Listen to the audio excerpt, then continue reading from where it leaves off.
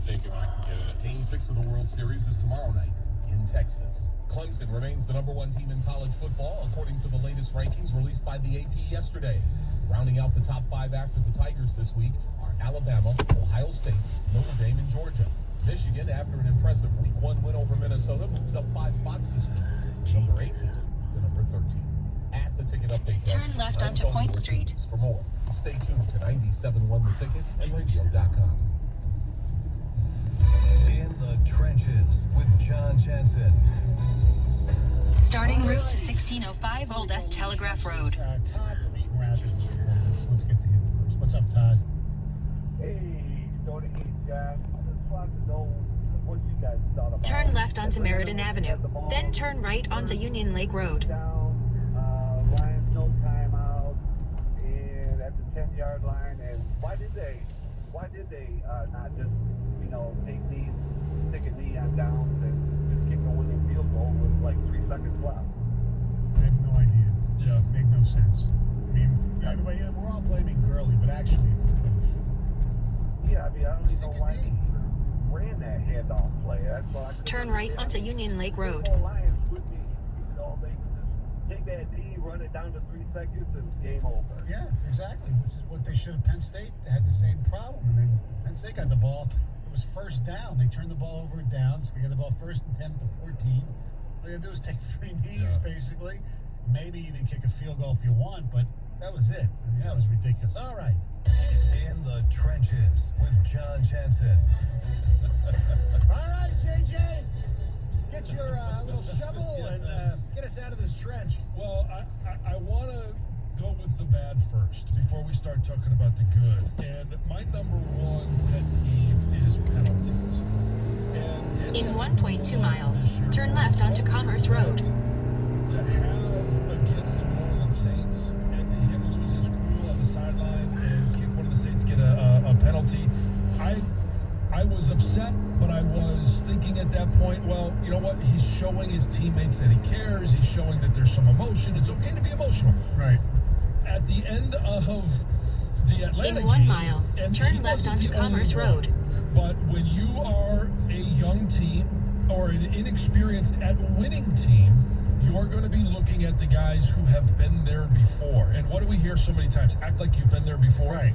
Danny Amendola's helmet comes off. A number of guys' helmets come off on both sides. All right. It could have been flagged for both, a offsetting penalty, and you move forward. But Danny Amendola was singled out. Danny Amendola did make that kick go from what should be automatic for Matt Prater to 2 yards past where he missed last time. Exactly. To win the game. Danny Amendola, 12-year vet, Super Bowl winning wide receiver. You must do better to show your teammates what it is and what it feels like to win.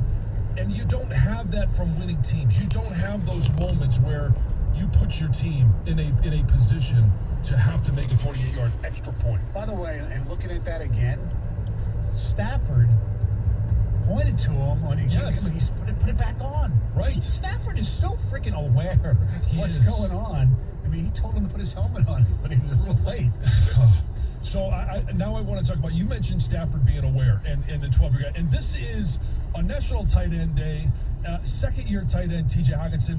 I'm not getting on him about this because I think back to when I was a second-year player, and I don't necessarily know that I would have seen what TJ Hockenson should have seen on the 4th and 1 or 4th and 2 inside the 5-yard line when Adrian Peterson was basically ear-holed by Fowler. When they're at the line of scrimmage, TJ Hockenson is the backside tight end. He's thinking to himself, I've got to get up and take care of this linebacker that's stacked over top of the defensive end. And it's a combination block between the tackle, Decker, and myself, taking these two guys.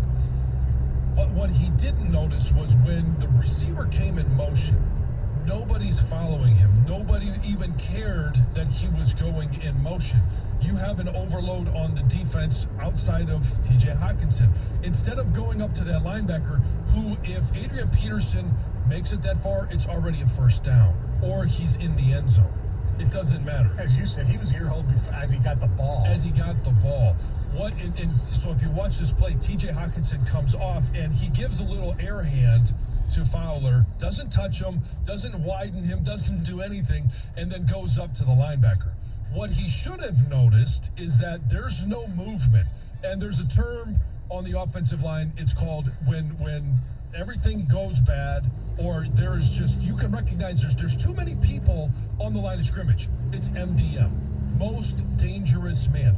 Who can make that play first? And it's not going to be that linebacker that's stacked behind the defensive line. It's going to be somebody on the line of scrimmage. So if he wants to give a hand to Taylor Decker and say, hey, I'm just going to give you some presence, there's a technique called flatten hinge. You flatten down, you give them a hand, you let them know you're there, you help stop that momentum, and then you hinge back and you pick up anybody coming off the edge. Whether it's a hand, the best block is, and if you want to slow him down in the future of this game, then you cut him. You go right at his knee. It's legal, it's okay, it's expected. And so what TJ Hawkinson should have done is either just go and block him or flat hinge, slow him down. Don't let your running back get hit in the backfield right at the mesh point. And so I applaud Adrian Peterson for not putting that ball on the ground. National Tight End Day, just a tip for Mr. Hawkinson. Hey, when you see that look again, notice that you're overloaded. They're not going with the receiver. They're not buying the fake. They're not buying the formation. Put a hand on him. Yeah. Save your running back. Now, okay. MDM, I like. Yes, MDM, most dangerous man. Now I want to talk about the good. And you and I, Stoney, have talked about this defense, how it wasn't an attacking style defense. And it's not really still an attacking style defense. But we saw last week after Brock Heward came on and talked about the same thing that we were talking about. There's no aggression. We see the best hits come from the secondary. But now we're starting to see up front, there's three guys, Danny Shelton, Nick Williams, and John Pennicini. I thought that they played... Pennicini or Penis? Pennicini. Let's go Pennicini. That's It's more fun. Pennicini, but I always like to say Penis. Yeah, I'm good with that. When you look at it making adjustments, they were lining up at those, like, 4-eye, which is inside the tackle. They were lining up a shade on the center.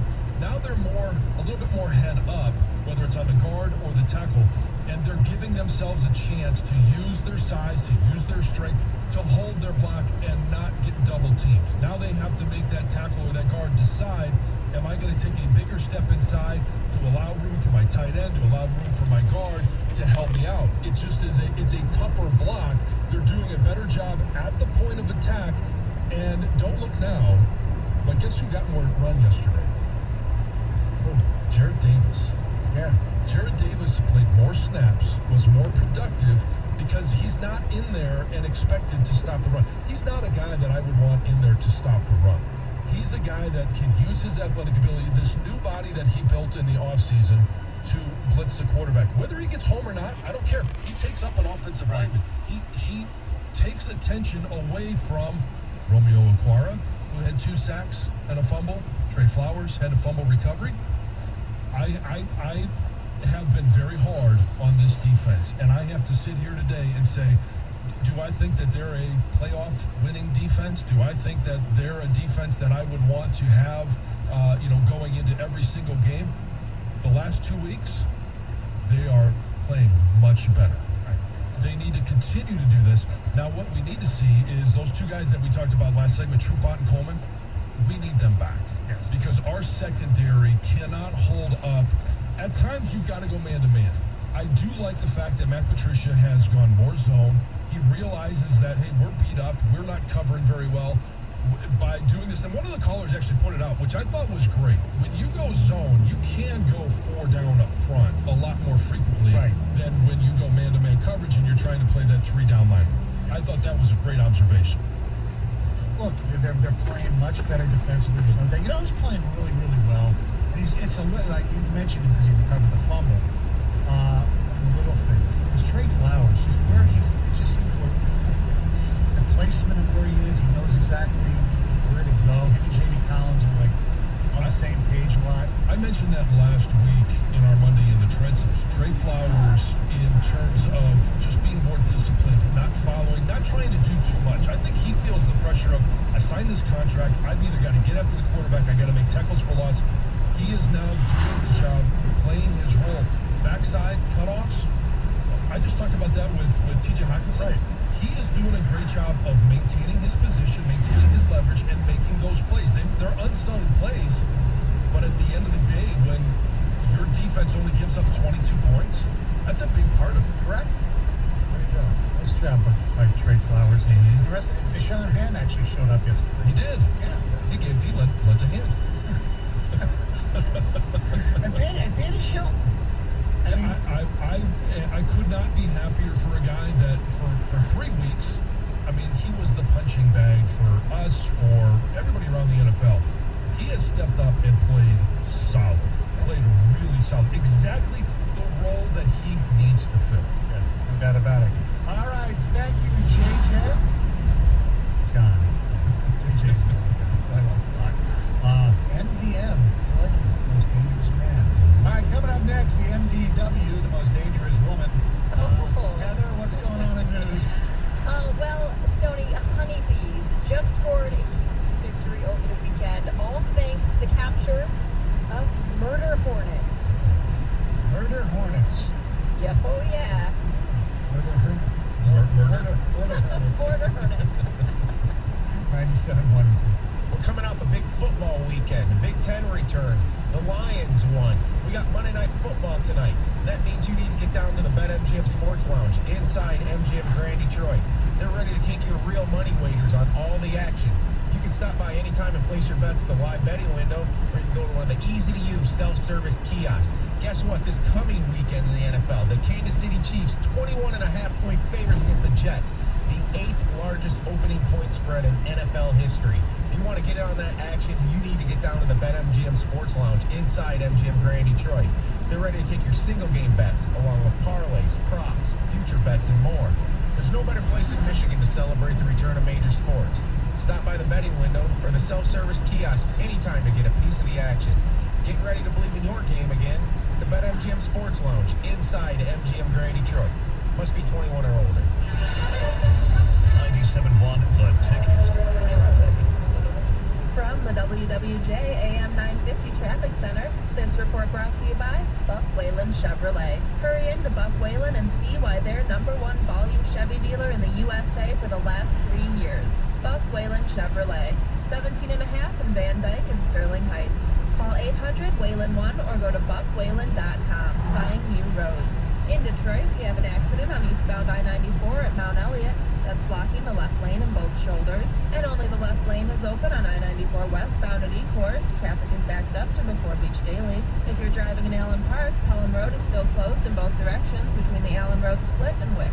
I'm Julia Deal in the WWJ 24-hour Traffic Center. Helmet-to-helmet contact. Legal here.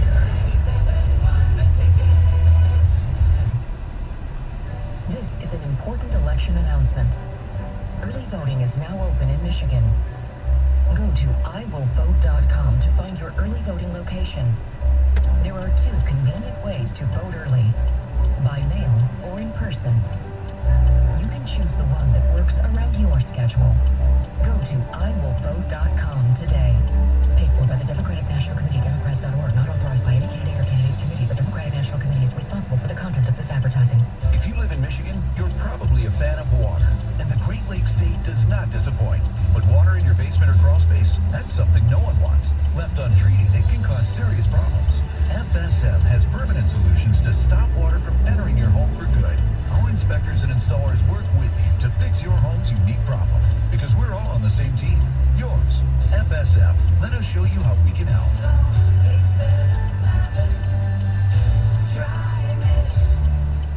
The challenges we face today are too big to tackle just as Democrats or just as Republicans. We have to do it as Americans. This virus, this recession, it's hitting working people hardest. And Joe Biden knows that this recovery must be about them, not the super rich. I'll be laser focused on working families. That's why I've laid out a comprehensive agenda, not just to rebuild our communities, but to make bold investments so we can build back and build back better.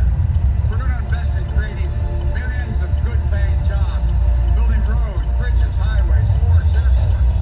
A mission both parties can agree with, because it's time we come together